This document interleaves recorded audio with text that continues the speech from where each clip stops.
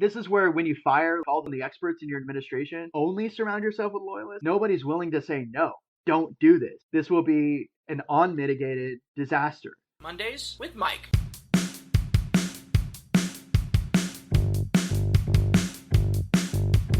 Mondays with Mike.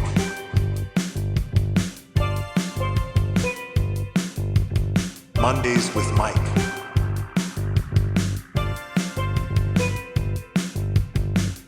So speaking of something fishy this way smells, Pam Bondi and the Army Chief of, the Joint Chief of Staff, General Randy George, were both fired this week. Bondi by Trump and Randy George by Trump and or Hegseth, along with two other generals. So, what is going on here? In the first case, Bondi, do you think it was because she bungled the Epstein case? Or was it because it has been widely reported that Trump wanted her to go after his political enemies? I personally do not allege this, but a lot of people say it. I'll allege it. You'll allege it. You'll allege it. Yeah, cool. He had that message. Absolutely. He had that message that he sent to Bondi that laid it out pretty cleanly that he wanted to go after Comey, Letitia James, Shifty Schiff, and a couple of others. But the point is, he said it. It's been reported in the media. He said it. There was no denying that it was said. Okay, so given that we are assuming that they are his political enemies, which is pretty... I have no reason to believe that the message wasn't genuine. And if you look at the actions that they've taken, they did in fact try to prosecute Comey, Letitia James. They did in fact try to prosecute the members of the House and the senators. They did in fact try to prosecute various people. John Bolton. They charged him with crimes, right? So it's not as if he's not doing anything. He absolutely is, right? He did in fact command that something like this happen, and then a whole bunch of moves happened to try and make it happen.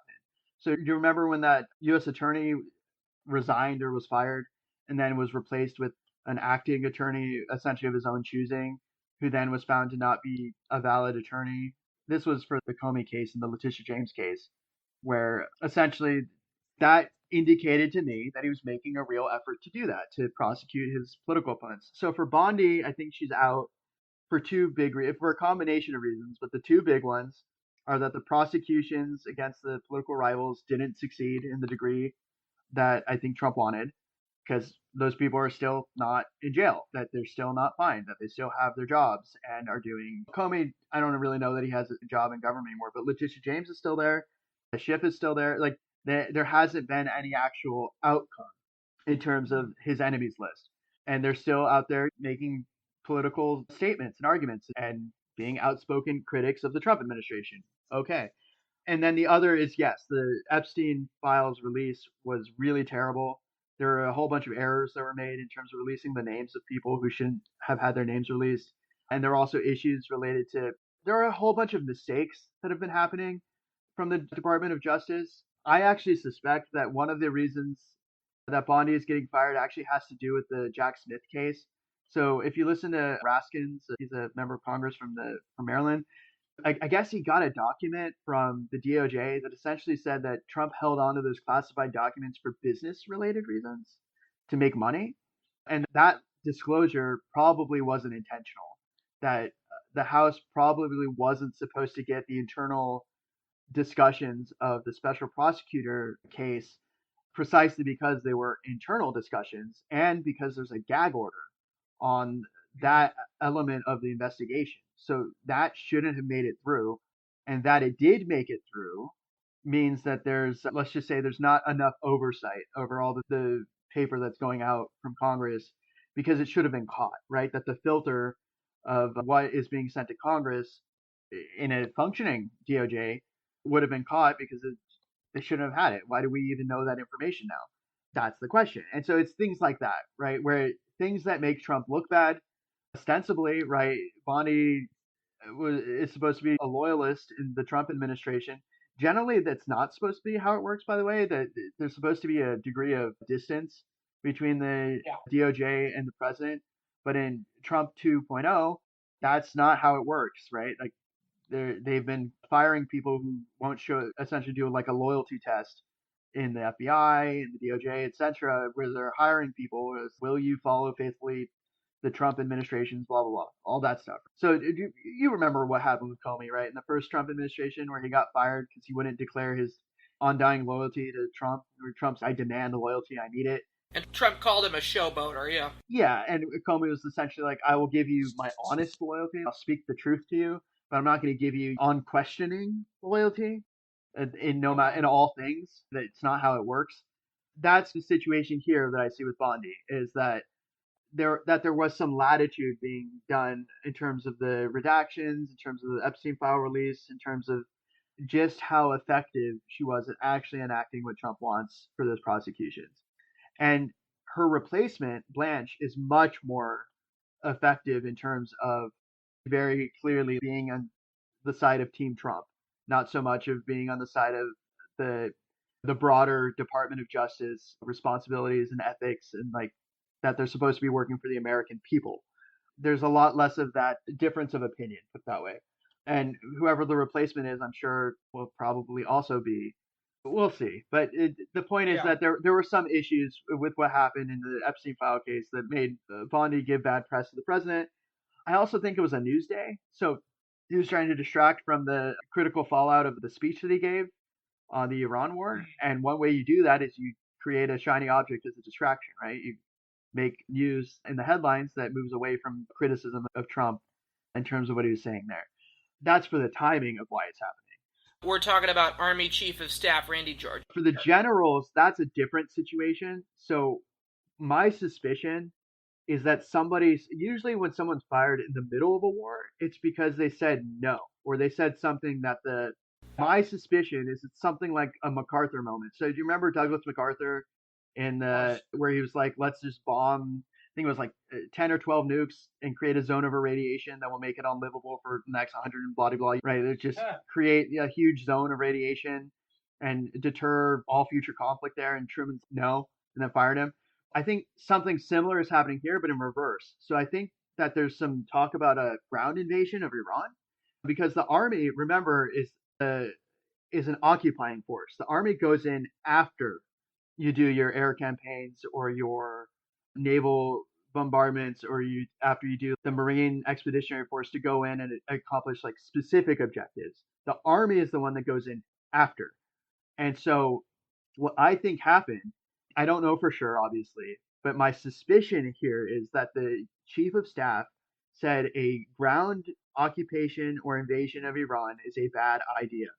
The only way something like that would work is if you send in, I don't know, 100,000, 200,000, 300,000, 500,000 troops on the order of World War II level occupying Germany numbers, right? Or Italy, like huge numbers. D-Day, Operation Overlord level numbers, because it's a huge country with 93 million people.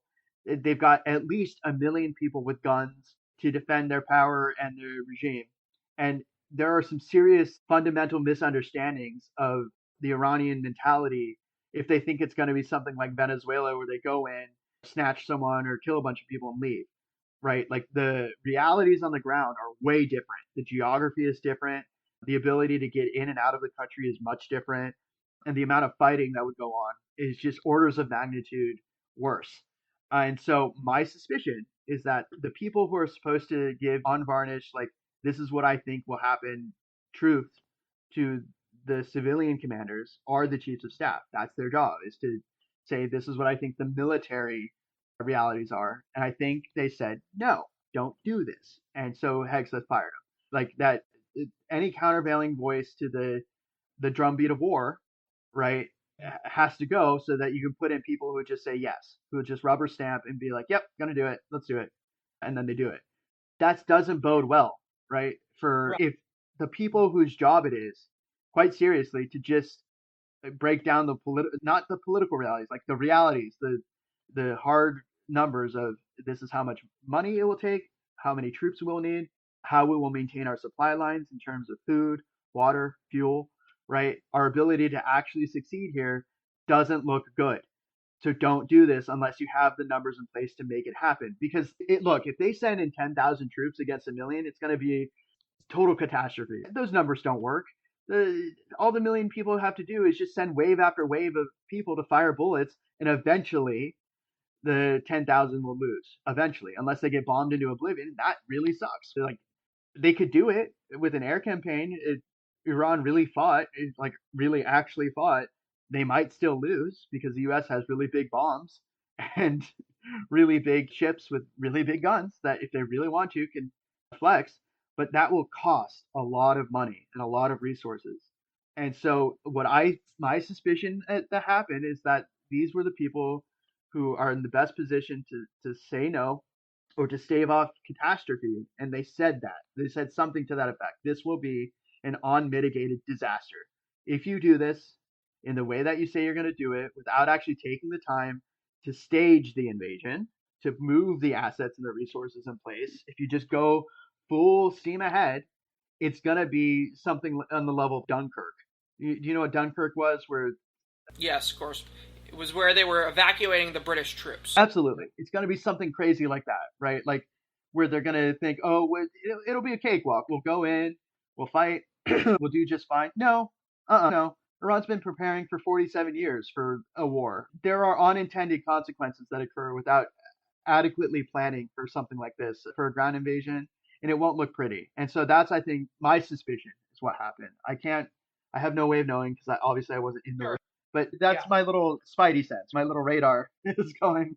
This could provide interesting podcast fodder in terms of, we speculate that this is this. Here's the news, and here's what it might be. Here's what we might not be seeing. Or, might be, which we don't see. Look, the phrase in Trump's speech that stood out to me more than any other, because it was a little bit different than what he had been saying, was that he wanted to send Iran back to the Stone Age, where they deserve to be. Oh. That screams to me that this is not over, that there are real moves being made to essentially turn Iran into a parking lot, or like to turn the sand into glass or something like it. To use a metaphor, look, Japan didn't have an unconditional surrender until we firebombed their cities and dropped nukes on them. In my mind, the ideological commitment to fighting is more similar to Japan in World War II than to Venezuela when we went in and took Maduro out. That, in terms of the ideological commitment to a cause, it's more like that in Iran than it is other opponents we've had in the past. That there's much more organization and that they will fight. And if they will fight, that means that the tools needed to defeat them are much greater than we're being told.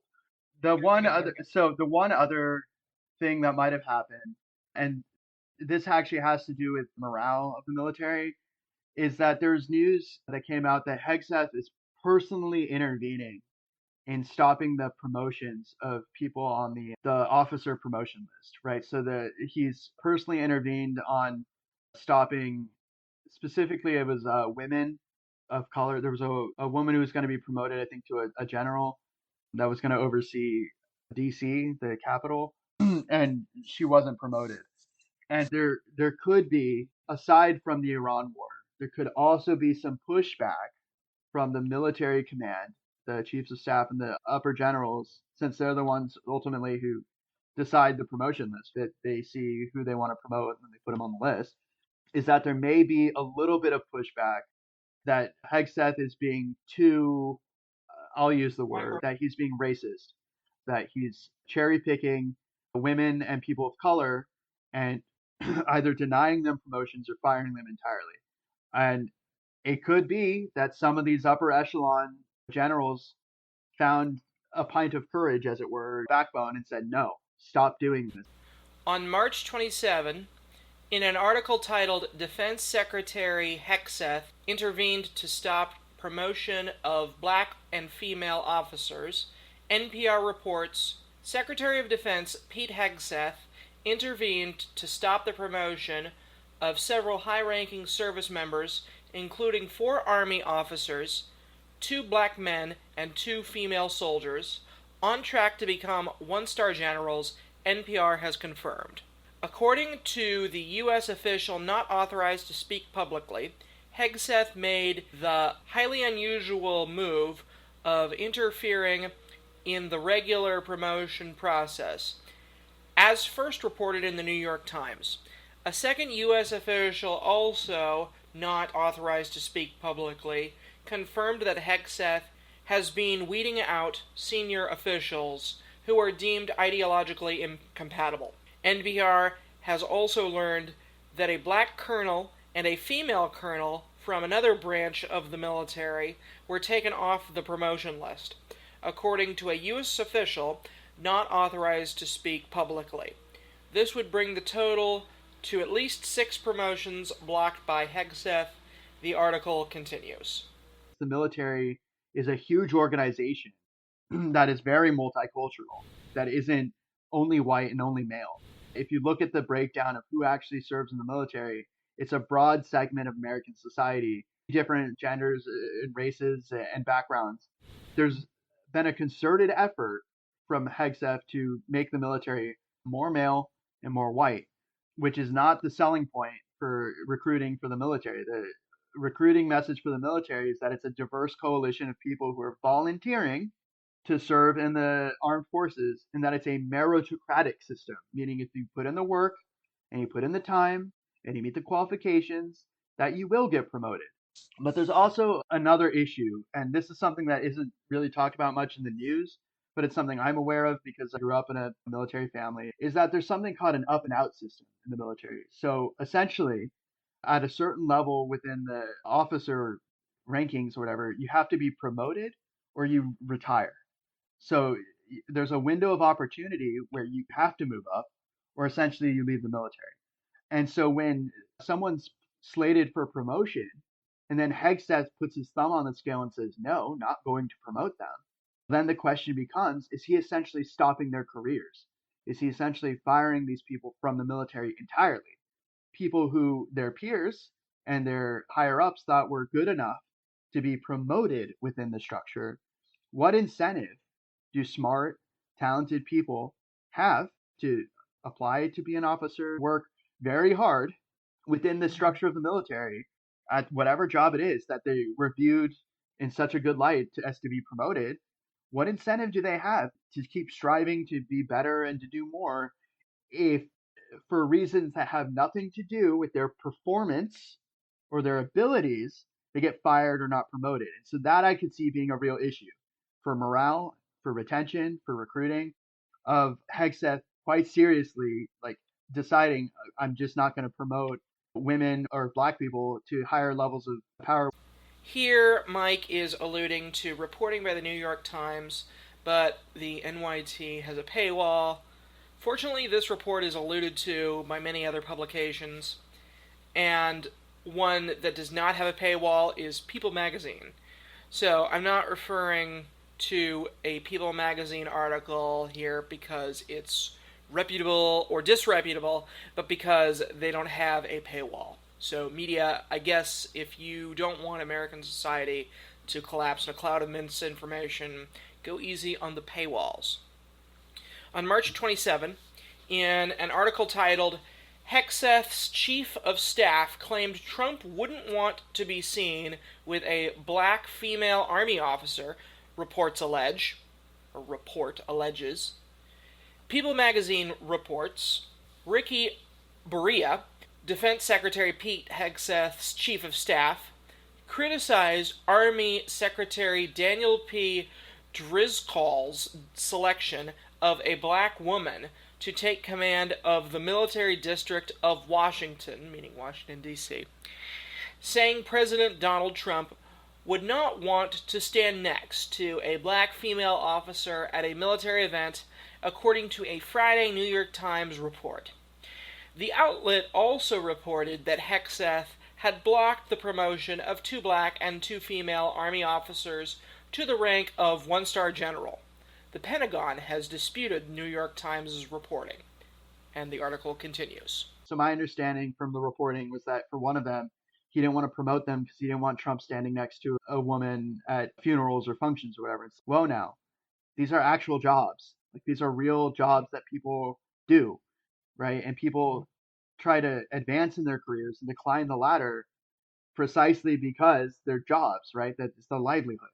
And it sends a horrible message to everybody working in the military that their work doesn't amount to anything. It amounts to not even a second's glance, right, from the top person at the DoD who's intervening at like a very low level of the totem pole or the org chart to ensure that they don't progress in their careers. That's bad. That's really bad.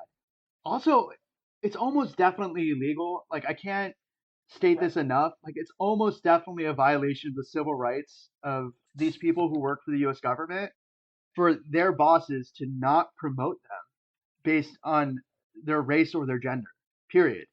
That's not supposed to be a consideration.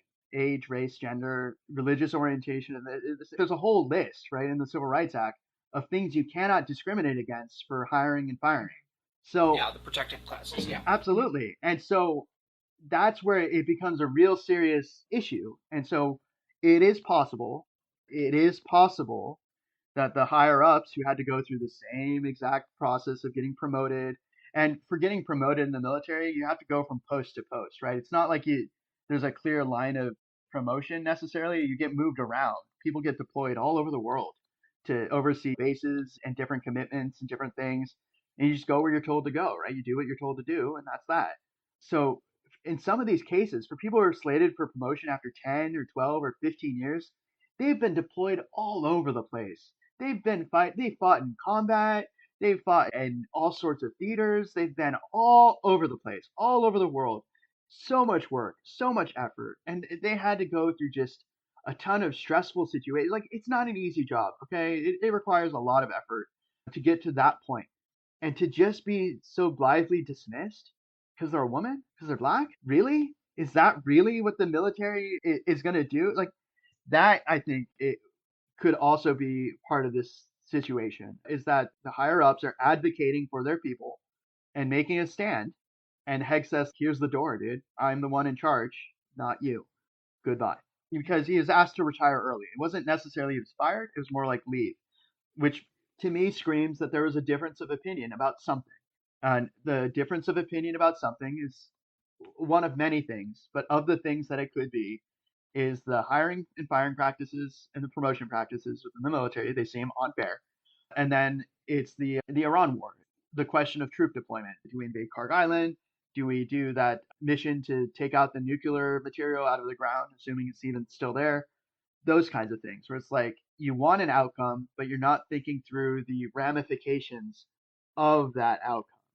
That Hegseth wants this made for TV, made for the movies kind of presentation where it harkens back. Do you remember when Hegseth called in like all of the military leadership from all over the world to go to that meeting and listen to him rant for an hour about things where he said military's too fat and they don't look strong, like all that stuff?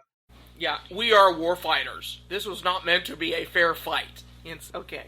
Yeah, so I think it's along those kinds of lines where this is like the Hollywoodification of the military, where you've got these like iron-jawed, steely-eyed people staring into the distance going, look at I love the smell of napalm in the morning, and that kind of nonsense, instead of a serious, professional, law-abiding operation of people who are seriously committed to the defense of the country. It's not a game. It's a real profession and a vocation and professional fighting force. And that these kinds of moves of this mission-based outcome kind of thing diverts attention away from the seriousness of the thing, of what they're doing. And I think that may be part of it, of the discussion, is that it's a little too much like a Hollywood movie and not so much like this is the reality of the situation of the war, and it's not a game. You're playing with people's lives. So, what I was going to suggest, or not exactly suggest, or even really speculate, but it just seemed to me like there were a lot of firings that happened, like, suddenly, in a way where it might have been, like, if you have one firing, that's one news cycle. If you have 4 firings, that's 1.5 news cycles, maybe. And I just thought to myself, if the top army brass is being replaced by Trump loyalists, is this a precursor to something? We saw that his approval rating is at all-time lows. I'll insert the name of the polling agency here. I don't know it right now, but 33 approve, 62 disapprove. The poll I was citing was a Reuters Ipsos poll from March 20 to March 23. It was just the poll from the article that I was reading, showing a negative 26-point spread for Trump, which is the largest spread to the negative I've seen for his approval rating. The Real Clear Politics average at the time of recording this puts his approval at 40.9% and his disapproval at 56.5%, a negative 15.6 point spread. Real Clear Politics average is March 12th through April 6th. So, I don't know. It seems like he likes loyalists up in high places. Is the timing of this something we should be concerned about? Yeah. If you remember the first Trump administration, there was a point where it was reported that Trump wanted protesters to be shot in the legs. And you had, I think it was Milley, who intervened and said, no, you can't do that. I think that was his name. Yeah, there was that story where essentially when Trump had the Bible and he was going to something, and essentially the statement was shoot the protesters in the legs, and Milley said, no, we're not going to do that. If you replace the people who will say no, right, with people who will say yes, then the outcome becomes different. And so that's a concern, is that if Trump tries to actually seize the voter rolls, for instance, in the midterm election, or actually tries to interfere in some way in the election in November, the people who would say no, right, the people who would stop that from happening are the military leadership. And so that, at least to me, signals a possibility. I'm not so sure that it's going to happen, but it does clear the way if it were to happen. Yeah, if it was going to happen, this would make it more likely. If. Yes, if. Yeah. However, look, ultimately Trump is the commander-in-chief. Everybody serves ostensibly at his pleasure, right? So a firing of this level from Hegseth could not have happened without Trump's say-so. Trump could intervene and say no. And so that means that he accepted the firing of the top, whatever I don't know the ranks of the other generals that were fired, but at that level of the chief of staff, there's only a handful of people that can even fire him, right? I think it's Hegseth, Trump. I don't know if there's anyone else. It's two people. So that's one of those things where Trump and Hegseth seem to have a vision of what they want the military to look like and be, and that there may be disagreements within the leadership of having that vision occur. And so that means ultimately it is at Trump's discretion. He could fire the whole military, really, if he wanted to, and just hire everybody back in a different role. He could do that. Would he do that? No way. It would cause just huge chaos and complete madness. It'd be just the weirdest thing in the middle of a conflict to fire everybody. Yeah. But you can fire people at the sort of tippy top of the pyramid of power and put somebody else in place that will be more quiescent, that will agree more with what you want to achieve or want to have your military do. And that's within his power, right? He was elected. It is within the purview of the commander-in-chief to decide the leadership that will actually talk to him. That is within their power. If they don't want that level of pushback, they can show those individuals the door. Like, they ultimately all serve at the pleasure of the president, period.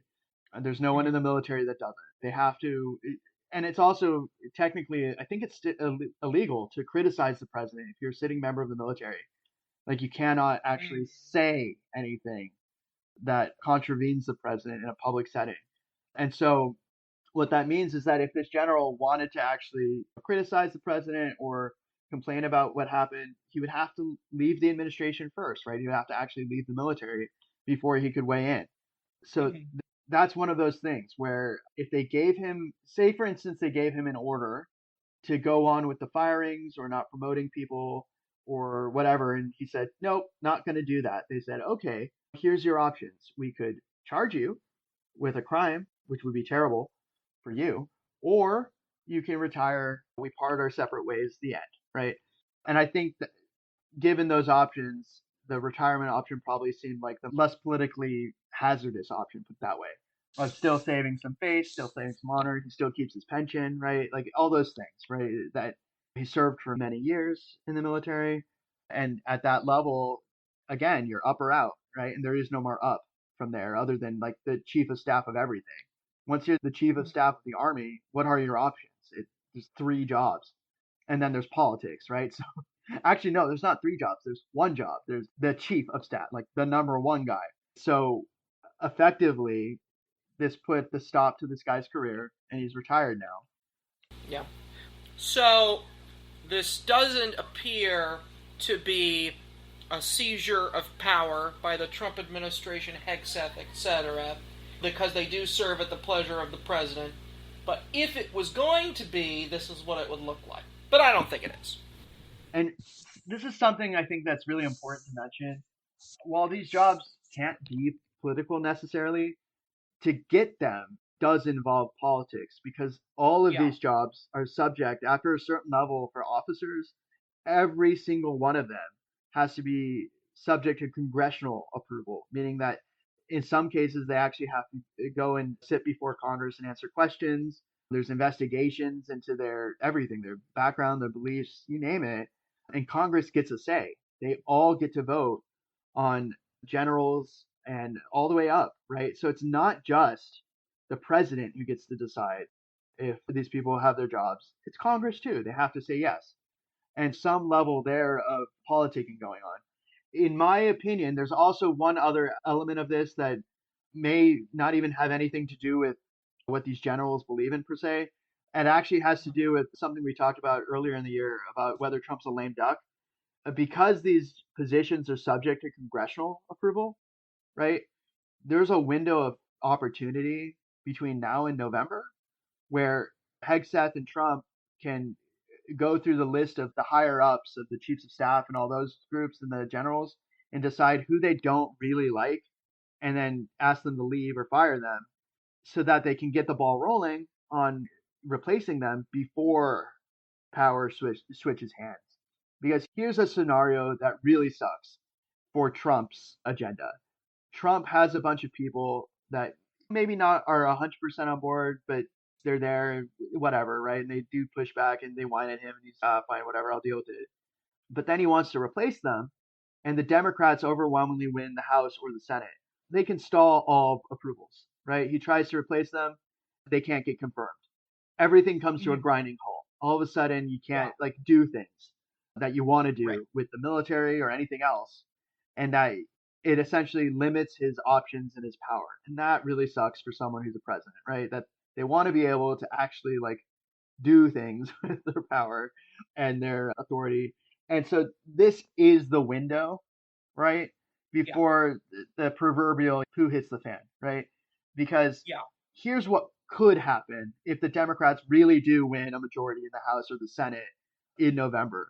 The first thing they could do is drag Hegseth in front of Congress and impeach him for any number of things, for war crimes, for the no quarter statement of no mercy, no surrender, for the firings, right? You could say, look, you're being racist or misogynist and not hiring or promoting women and people of different races that aren't white. We don't want you to be the Secretary of the War or Defense anymore, so we're going to fire you. Congress can do that, right? They have the ability to impeach any cabinet official if they really want to. They could do it for all of them if it gets really out of hand, if they just don't like it. Usually that gets averted with stuff like what happened with Bondi and Nome, where they have a bad hearing in front of Congress. Congress asks some really interesting questions. The answers aren't great, and the president's like, let's try something else, right? And that's how you usually don't reach the level of impeachment. In this situation, it's not so clear that Trump actually dislikes Hegseth. It's simply because Hegseth parrots whatever Trump wants and I guess looks good on TV or whatever. But Congress has a say, right? And right now, Congress is quiescent, right? That they essentially roll over. Trump's, I want something done. Congress, okay, show me where to sign. We'll do it. Because they've got the majority, right? Mike Johnson and Thune run the Senate and the House. Okay, that's going to change in November. If Trump doesn't actually succeed in what he's trying to do for limiting mail-in voting and the SAVE Act and the voter ID and all that other stuff to heavily reduce who's able to actually vote in time, because that gives the Republicans like a chance of winning. If that doesn't actually fly, if the states hold firm and like, no, we run elections, not you, stop it. and they actually succeed in holding on to their power that they have to run elections, then we're going to have an actual election that actually reflects what the American people feel. And the outcome doesn't look good right now for Republicans. I don't know. Maybe people don't like it when their gas prices go up by a fourth, right? Maybe they don't like it when their food prices increase by a third. Maybe they don't like it when the Trump administration cuts all their medical care and their ability to survive and thrive in the world and plummets us into this incredibly costly, incredibly convoluted, complicated war with no end in sight, right? Like Iran's a country with 93 million people. If you listen to the Iranian politicians that are still alive, at least some of them are saying, look, if you invade Iran, it's going to be Vietnam. You're going to be here forever. Look at history. We will not give up. We're not going to just capitulate and roll over and say we give up. No. And so this is one of those situations where it's, the political winds are shifting. The political climate doesn't look great for the Republicans. In every special election, almost every, they lost badly. Even in Trump's own district in Mar-a-Lago, where he lives, the state, I think it was a state rep or state senate race, the Republican got trounced.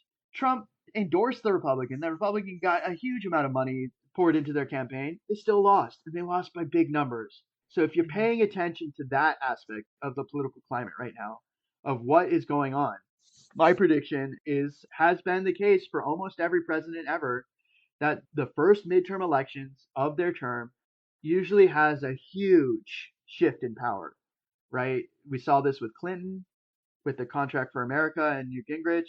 We saw this with George Bush. We saw this with Obama. We saw this. I don't know that we saw this so much with Biden. We did with Biden. I remember for Biden, they thought it wasn't as bad as it could have been, that the Democrats won more than they thought they would. But right now, if I was a guessing person, and I'm putting my political science hat on. Yeah, there you go. The Democrats are going to win. It's just a question of how much they win. And right now, if the gas prices keep skyrocketing the way they do, it is the economy. It's not stupid. Like, the American people aren't blind. They're not dumb. They know when they're paying way more money for things. Yeah, gas prices could decide the election, which is what, and he can't not understand this. He does. He was in business. Like, he understands it, so I don't get it. He gets it. Yeah. If it costs money, it makes sense for the people on the other side of the aisle to make it the campaign issue. The Democrats know where their bread is buttered, and it's the cost of bread. When Trump is it's the affordability hoax, it's all a joke. Like, no, they get it. They know. It's not a joke. They know. It's not a joke. People know when they're paying double for gas or whatever. They know when they're paying more for food. They know what their budget is. They know they're not getting paid more money and that everything costs more because it's inescapable, right? If you want to actually live and thrive and survive in the world, you got to pay gas to get places. You got to buy food to survive. You got to pay rent, and none of those things are going down. The price of healthcare is not going down. No. When Trump ran in 2024 and during the election that he was going to lower prices day one, the price of eggs, price of gas, that's not happening, right?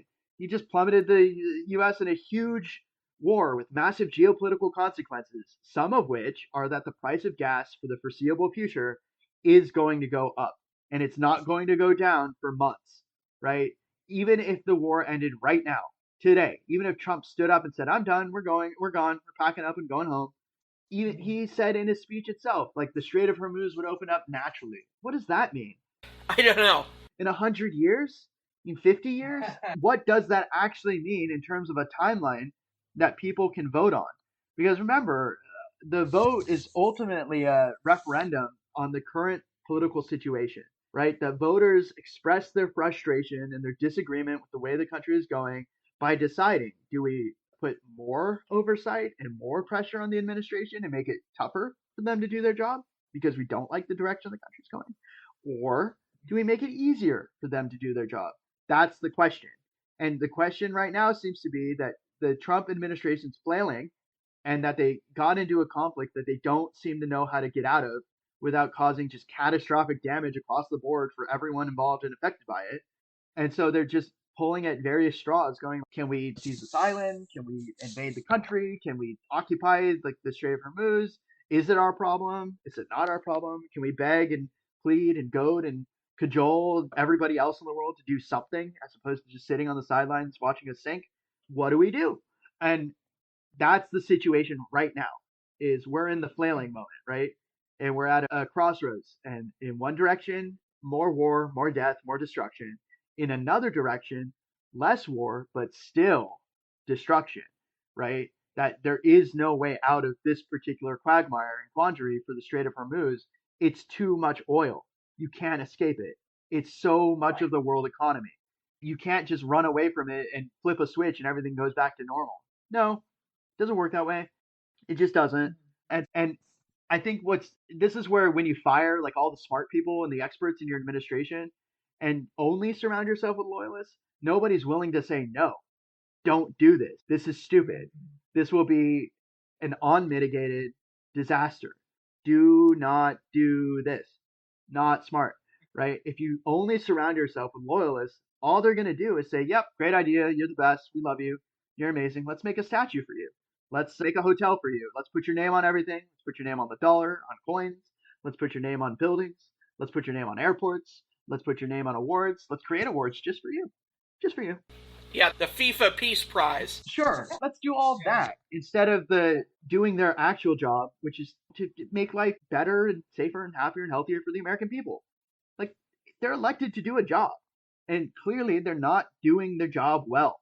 There's no, even an objective observer can recognize that it's not going great if you're firing all of the people in charge, right? You don't fire somebody because everything's going swimmingly. Yeah. Mondays with Mike.